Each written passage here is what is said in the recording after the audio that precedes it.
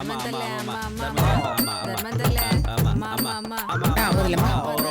చేయండి అమ్మా. ఒక రూపాయి దానం చేయండి.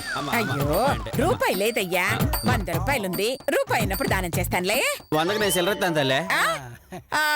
100 నోటు ఇంట్లో ఉంది, నెక్స్ట్ టైం చేస్తాంలే. నానమ్మగారండి, ఏంటమ్మా? డబ్బులు లేకపోతే ఈ నగలు ఇచ్చేస్తానండి. అంత పని చెయ్యకే. ఈ నగలు ఎవరికి ఇవ్వాలో ఎవరికి ఇవ్వకూడదో నేను చెప్తాను. అలాగేనండి. పాపమే, ఆ మధుమతి నగలు గీత దగ్గరే ఉండనివచ్చు కదే అనసూయ. నాకు తెలుసు, మీ సలహా ఏం అక్కర్లేదు. నీ బతుకు చెడా నిన్ను కాదే, వాడిని నీ బతుకు చెడా. ఇలా అడుక్కు తినకపోతే ఏ బావిలో పడి దూకి తావచ్చు కదా ఈ ప్రాసి వెధవాని. అర్థం అవ్వాలనే అన్నానే. నేను కదా వాడిని. నడవండి. మా పాప దగ్గర దానం తీసుకునే వాళ్ళందరూ ఇలా వచ్చి వరుసగా నిలబడండి. ఇవ్వటంలో ఉన్న కిక్ ఏంటో ఇప్పుడు చూస్తావు. వాళ్ళ రియాక్షన్ చూస్తే షాక్ అవుతావు. ఆంటీ. ఏంది ఆంటీనా? ఎవర్రా నీకు ఆంటీ? సారీ చూడమ్మా చెల్లిమా, మా అమ్మాయి మీకు 100 దానం ఇచ్చింది కదా, దాని గురించి మీరు ఎలా ఫీల్ అవుతున్నారు?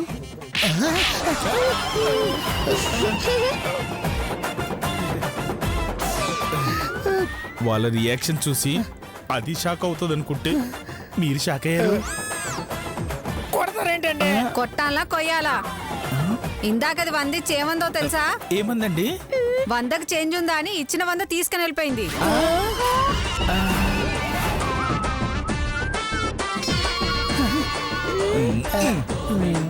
చిల్లర కావాలంటే అడిగి తీసుకోండి, అంతేగాని ఇలా చిల్లర వేషాలు వేస్తే చంపుతా.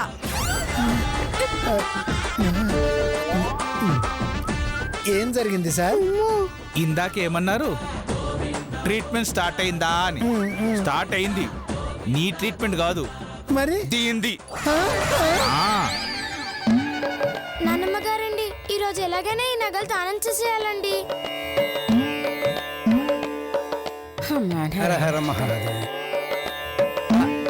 అమ్మ గీత, గుళ్ళోకెళ్ళి దేవుడికి దండం పెట్టుకుని మళ్ళీ ఈ ధ్వజస్తంభం దగ్గరికి రావాలి. ఎందుకు నానమ్మగారండి? అక్కడ పెట్టిన అగరబత్తీలు, కొబ్బరి చెప్పలు, అరటి పళ్ళు కొట్టేసుకు రావటానికి.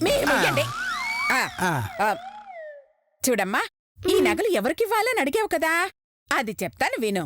చెప్పండి నానమ్మగారండి. అమ్మ గీత, దర్శనం అయ్యాక నువ్విక్కడ నిలబడి కళ్ళు మూసుకుని ఇలా చెయ్యి చాపాలి.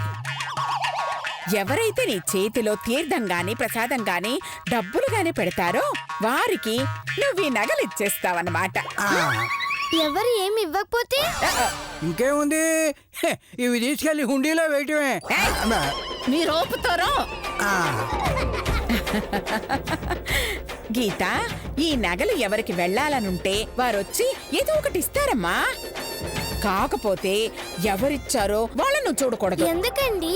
మీ నానమ్మ దొరికిపోతుంది కదమ్మా. మిమ్మల్ని మూసేసా. అమ్మా, అలాంటి వాళ్ళది నిజమైన ప్రేమ కాదు, అది వ్యామోహం. ఎగ్జాక్ట్లీ చిన్నత్త, నిజంగా ప్రేమించుకున్న వాళ్ళు అలా చేయరు.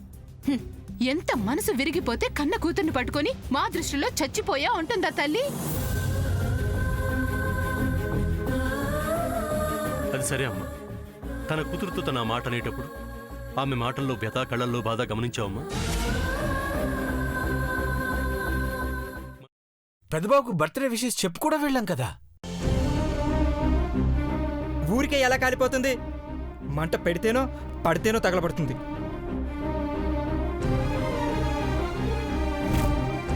కరెక్ట్ చిన్నబాబు, నీకొచ్చినట్టే నాకు డౌట్ వచ్చింది. పార్వతే షర్టును తగలబెట్టిందనుకుంటా.